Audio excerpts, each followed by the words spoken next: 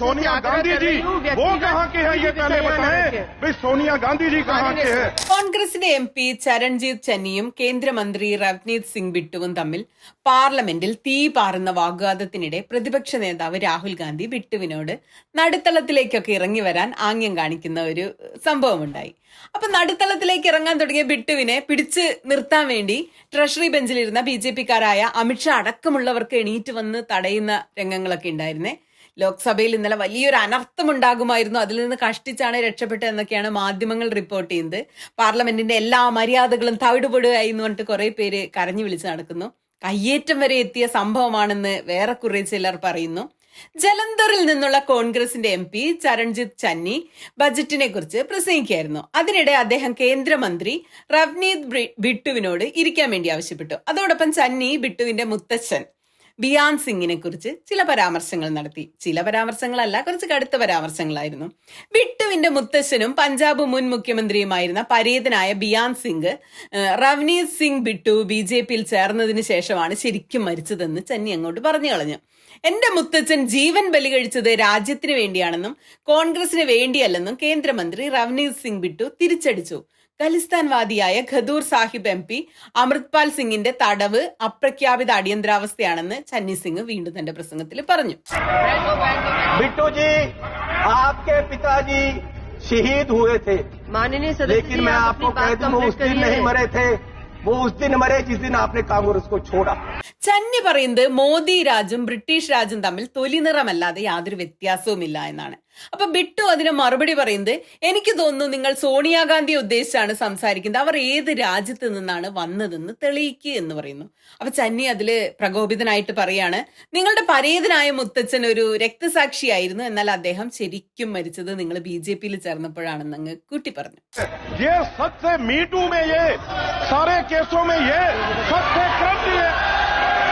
അപ്പൊ ബിട്ടുവിന് തോട്ടു കേൾക്കാൻ പറ്റാത്തതുകൊണ്ട് ബിട്ടു കുറച്ചുകൂടെ കൂട്ടി പറഞ്ഞു, ചന്നി താങ്കൾ ലൈംഗിക പീഡന കേസിൽ കുറ്റാരോപിതനാണ്.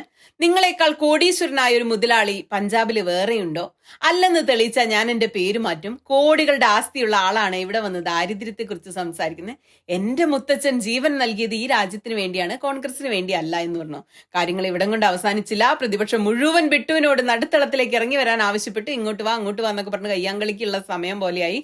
പ്രതിപക്ഷ നേതാവായ രാഹുൽ ഗാന്ധി അടക്കം ആളുകള് ഇറങ്ങി വന്ന് കൈകൊണ്ടും കാലുകൊണ്ടും കാങ്ങിയും ബഹളവുമായി. ആകെ മൊത്തം കശപിശയായി കേട്ടോ. अंग्रेजों में कोई फर्क नहीं, सिर्फ कलर का फर्क है. ये भी पहले सत्ता में काबिज हुए और फिर सत्ता के माध्यम से आज ये देश की राजनीति के माध्यम से पूरे देश के व्यापार पे अपने आदमियों का कब्जा करा रहे हैं. और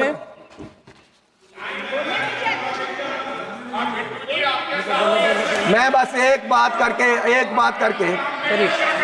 बोलिए माननीय चेयरमैन जी, कोई बात नहीं, बैठ जाओ जी.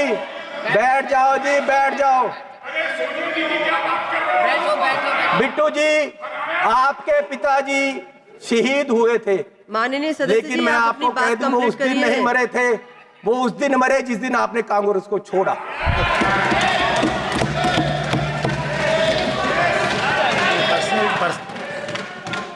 आज देश माननीय राहुल गांधी जी की तरफ देख रहा है. मैं आग्रह कर रही हूँ, माननीय चेयरमैन जी, आप वो मुझे तंग कर रहे हैं जी, उनको बोलो बैठे, इनको बुलाइए. वो पंजाब से आए थे, इसका मतलब ये नहीं कि मुझे तंग करते रहे. माननीय सदस्य सुनील माननीय चेयरमैन जी, मैं आपसे निवेदन करना चाहता हूँ कि आपने मेरा नाम लिया. मेरे दादाजी सरदार बेअंत सिंह जी, उन्होंने कुर्बानी देश के लिए दी, कांग्रेस के लिए नहीं दी, देश के लिए दी. और ये इस चन्नी की बैठो. ये अपनी जायदाद पूछे इनको, ये आप गरीबी की बात कर रहे हैं. अगर सारे पंजाब से सबसे अमीर आदमी ये ना हो और सबसे करप्ट ना हो, मैं अपना नाम बदल दूंगा. हजारों करोड़ का मालिक ये चरणजीत चन्नी है. और ये गोरा किसको कह रहे हैं? माननीय सदस्य सोनिया गांधी जी वो कहाँ के हैं ये पहले बताएं. भाई सोनिया गांधी जी कहाँ के हैं? ये सबसे मीटू में, ये सारे केसों में ये सबसे करप्ट ये.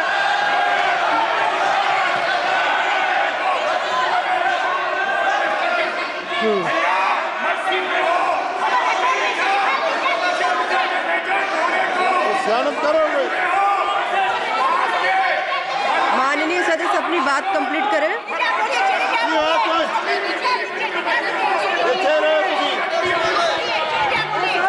मैं बोलूंगा। माननीय चेयरमैन जी, आपका धन्यवाद। माननीय चेयरमैन जी, बैठो राजा। अरे बोलूंगा। उसको बिठाओ, अपने आदमी बिठाओ। माननीय चेयरमैन जी, मैं लास्ट बात करके बैठ जाना है, और मैं सिर्फ ये बात करना चाहता हूं कि आज, अरे सुनो भैया,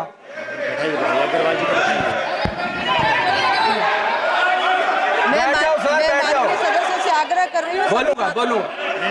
माननीय chairman ji, What is going on?